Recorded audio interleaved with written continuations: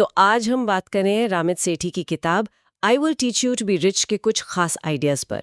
हमारे पास एक सारांश है इसका, और मकसद है मतलब पैसे को मैनेज करने के तरीके समझना। हाँ जी। और अपनी वो जो अमीर जिंदगी है उसे कैसे जिएं। यहाँ मेन बात ये लगती है कि अमीर बनना सोच पर ज्यादा है, पैसों से भी ज्यादा। हाँ, बिल्कुल सही कहा। रामित सेठी वो आप जानते होंगे भारतीय मूल के अमेरिकी उद्यमी हैं, पर्सनल फाइनेंस एक्सपर्ट, और उनका फोकस मनी साइकोलॉजी पे बहुत है।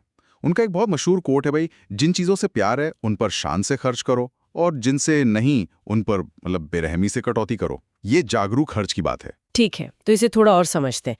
पहला सबक जो है वो है सोच समझ कर खर्च करना। रामित कहते हैं पैसों को लेकर गिल्ट महसूस करना बंद करो। एक प्लान बनाओ, जैसे 50% जरूरतें, 20% निवेश और 30% मर्जी का खर्च। तो ये गिल्ट की जगह क्लैरिटी कैसे लाता है? दिलचस्प बात यह है कि ये कंट्रोल के बारे में, इरादे के बारे में है, कंजूसी के बारे में नहीं। ओके। और ये जुड़ता है आपकी अपनी अमीर जिंदगी को डिफाइन करने से। अच्छा। हाँ, मतलब हर किसी के लिए इसका मतलब अलग होता है। किसी को दुनिया घूमनी है, किसी को बच्चों की पढ़ाई, या शायद बस ये कि महीने के आखिरी में बिल बिना टेंशन के भर जाएं। हाँ, ये भी है। तो जब आप अपनी अमीर जिंदगी तय कर लेते हैं तो वही आपके 30% वाले खर्च को गाइड करती है कि पैसा कहाँ जाए जिससे आपको सबसे ज्यादा खुशी मिले। हाँ, और ये अमीर जिंदगी वाली सोच ही शायद इससे बाकियों से अलग करती है।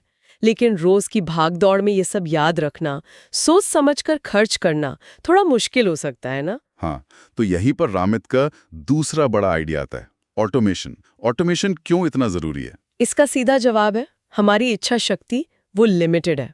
हर महीने याद करके बचत करना या एसआईपी भरना या बिल देना, ये थकाऊ हो सकता है। हाँ, भूल भी सकते हैं। बिल्कुल। ऑटोमेशन इस गड़बड़ को एक सिस्टम में बदल देता है। अपनी सेविंग्स, एसआईपीज, बिल पेमेंट्स, इनको ऑटोमेट कर दो।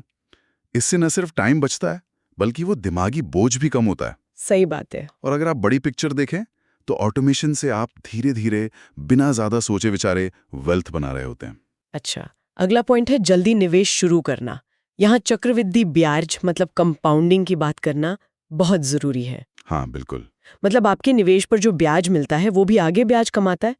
एक उदाहरण भी है सारांश में कि कैसे 25 की उम्र में बस 5,000 रुपए महीना लगाना शुरू करें तो 40 तक करोड़पति बनने की राह पर हो सकते हैं।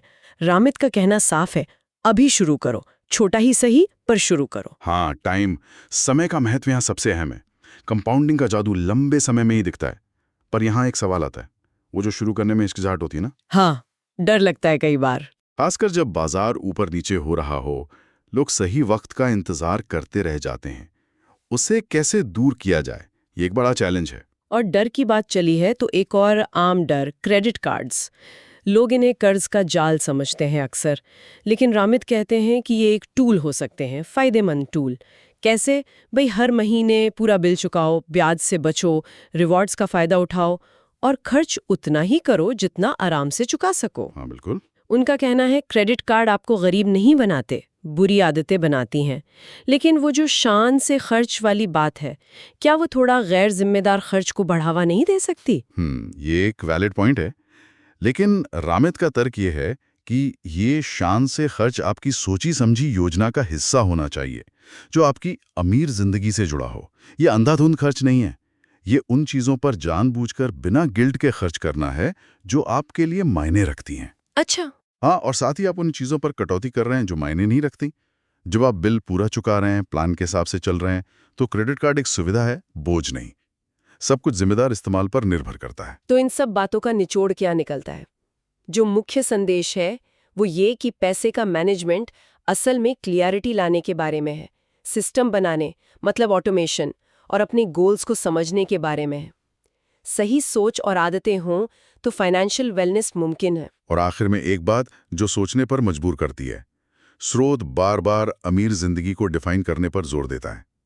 शायद सबसे जरूरी पहला कदम ये प्लान करना नहीं है कि कैसे खर्च करें, बल्कि ये सोचना है कि असल में चीजों से परे लाइफ में क्या चीजें वैल्यू और खुशी लाती हैं। इस क्यों को साफ साफ जानना किसी भी स्ट्रैटेजी से पहले ही हमारे रोज के फैसलों को कैसे बदल सकता है, ये गहरा सवाल है।